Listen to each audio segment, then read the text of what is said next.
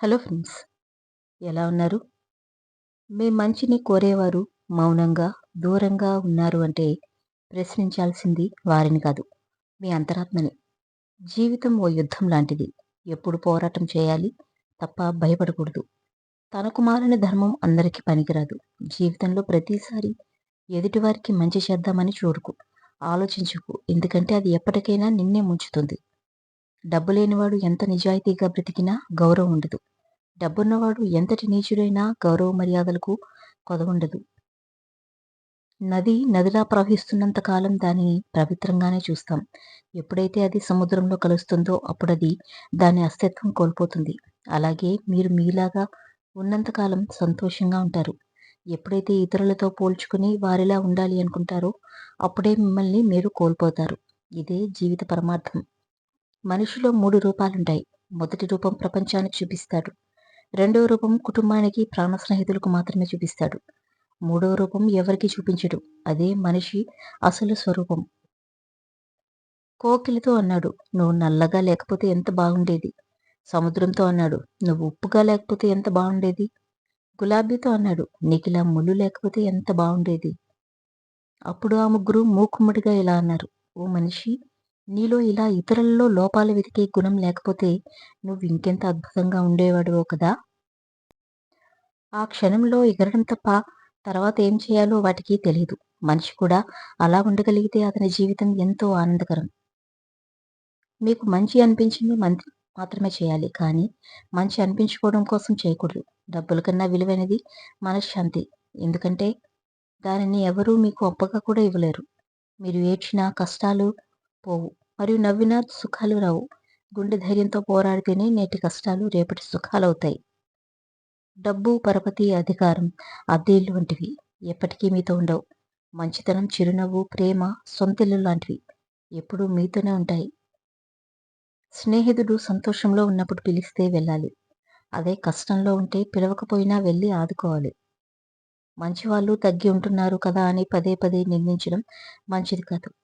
అలరిస్తున్న అలలు కూడా అన్నిసార్లు వినోదం కాదని మరిచిపోకూడదు. నీ ఆలోచనలు మంచివైతే లోకమంతా నీ బంధువులవుతారు. నీ ఆలోచనలు చెడ్డవైతే సమాజానికి చిరకాలం బద్ధశత్రువుగా మిగులుతావు. ఓపికతో ఒకరిలో మంచిని చూడు. వాళ్ళ మనసులో ప్రత్యేక స్థానం నీదే అవుతుంది. నీకు పైన ఉన్న వారిని చూసి బాధపడకు. నీపై నీకు అసహ్యం వేస్తుంది. నీకు కింద ఉన్నవారిని చులకనగా చూడకు. తల పొగరొస్తుంది. నిన్ను నువ్వు ఎవరితోనూ పోల్చుకోకు. నువ్వు నీలాగే ఉండు. గెలవగలనే నమ్మకం వస్తుంది. పాప పుణ్యాలు డిసైడ్ చేసేది కాలం. కాలానికి విపరీతమైన మెమరీ పవర్. ఏ సన్నివేశాన్ని మరిచిపోదు. కర్మరూపంలో తిరిగి ఇచ్చేస్తుంది, వడ్డీతో సహా. జనం ఎంత సులభంగా పొగుడతారో అంతే సులభంగా నిందిస్తారు. కాబట్టి నిందా పొగడ్తలను పట్టించుకోకుండా శాంతియుతంగా జీవించడానికి ప్రయత్నించాలి. సరదాలకు ఖర్చు పెట్టే స్థాయి నుండి రూపాయి ఖర్చు పెట్టాలన్న 100 సార్లు ఆలోచించే వరకు వచ్చావంటే నీకున్న బాధ్యతలు ఎంత విలువైనవో నీకు అర్థమైనట్టే. మీకు లభించిన దానితో మీరు సంతృప్తిగా ఉండగలిగిన రోజునే ఆనందకరమైన జీవితం మీకు గడపగలుగుతారు. ఓర్పుతో ఉండడం అలవాటు చేసుకుంటే మీకు చెందవలసినది మీకు చేరే తీరుతుంది. కాలంతో కరిగిపోయే ఆస్తుల కోసం ఆత్మీయులను దూరం చేసుకోవద్దు. అలా చేస్తే మీకు అన్నీ ఉన్న అనాథలే అవుతారు.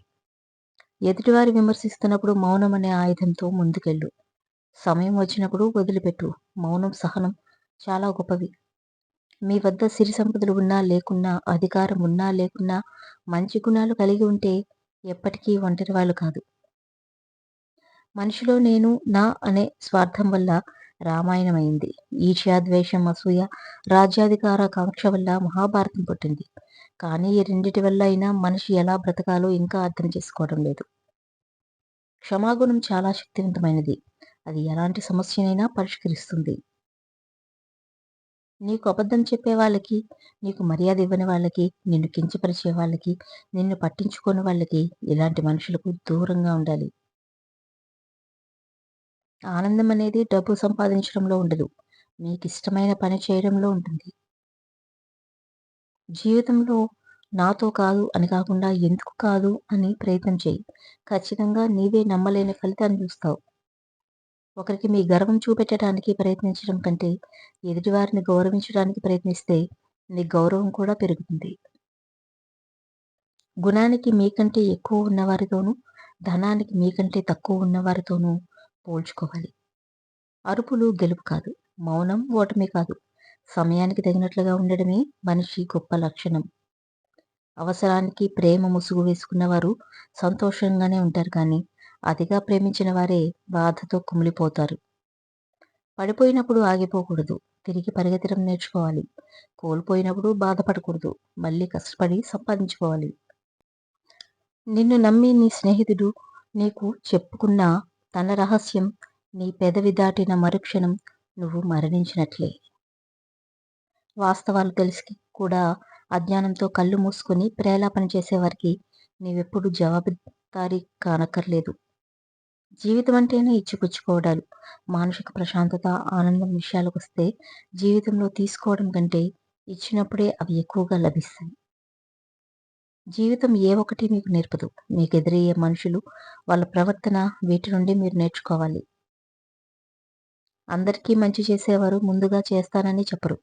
తర్వాత నేనే చేశానని చెప్పరు.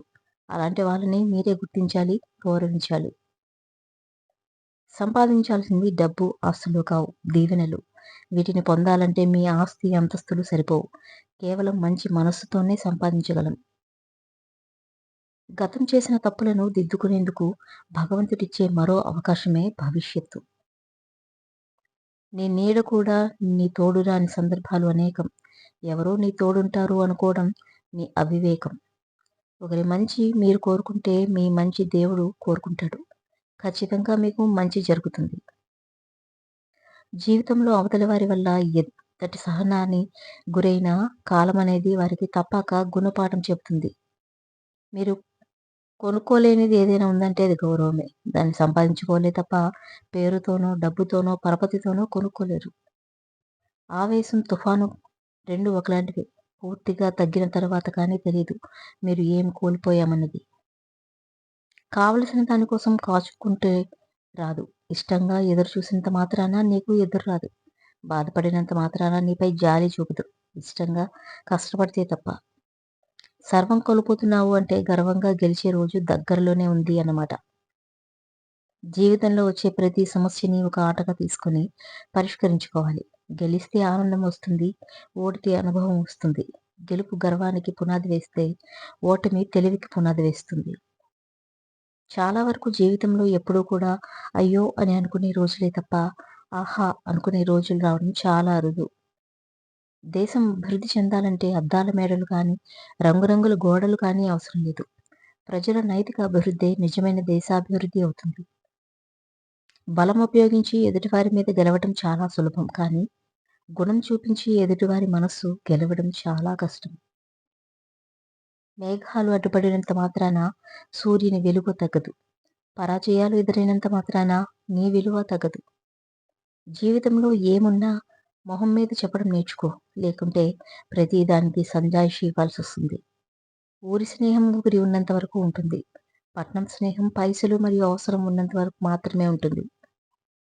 ఎంత పశ్చాత్తాపపడినా గతం మారదు. ఎంత ఆదరాపడినా భవిష్యత్తులో జరిగేదాగదు. ఇప్పుడు ధర్మబద్ధంగా ఉంటే భవిష్యత్తు బాగుండక మానదు.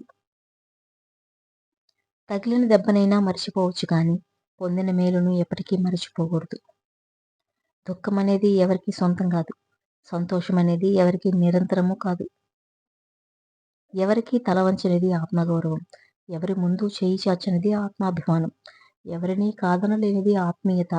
ఈ మూడింటి కలయికే మనిషి జీవితం. కోపం వచ్చినప్పుడు నీ మనసుతో పోరాడు. మనిషితో కాదు. సమస్య వచ్చినప్పుడు కాలంతో పోరాడు. కన్నీటితో కాదు. గడప దాటితే కానీ బయటపడవు అసలు. ఎవరి మనసులో ఏముందో చూడటానికి ఏముంది? అందరూ నవ్వుతూ పలకరించే వాళ్ళే. అవసరం ఒకరిది అయితే అవకాశం ఇంకొకరిది. మీపై మీరు పెట్టుకున్న నమ్మకమే మిమ్మల్ని విజయ తీరాలకు చేరుస్తుంది. కోపం వచ్చినప్పుడు మౌనం, సమస్య వచ్చినప్పుడు చిరునవ్వు అత్యంత శక్తివంతమైనవి. ఆ కోపంలోనే మనిషి అసలు వ్యక్తిత్వం బయటపడుతుంది. కోపంలోనే మనసులో ఉన్న నిజమైన భావాలు బయటపడతాయి. కోల్పోయిన వాటి గురించి చేసే ఆలోచన కంటే కోలుకోవటానికి చేసే ఆలోచన ఎంతో మంచిది. స్వార్థపరులు తమ స్వార్థం కోసం ఎవరి జీవితమైనా బలి చేస్తారు. డబ్బుతో కొనే వస్తువులను కొనడం మంచిదే కానీ, డబ్బుతో కొనలేని వస్తువులను పోగొట్టుకోవడం మాత్రం మంచిది కాదు. దాచిపెట్టిన ధనం పరుల పాలు, అందమైన దేహం అగ్గిపాలు, అస్థికలన్నీ గంగపాలు, కొడుకు పెట్టిన తద్దినం కూడు కాకులు పాలు. నువ్వు ఇష్టంగా వాడిన వస్తువులు ఎవరి పాలు, కానీ నువ్వు చేసిన దాన ధర్మాల పుణ్యఫలం మాత్రమే నీ పాలు.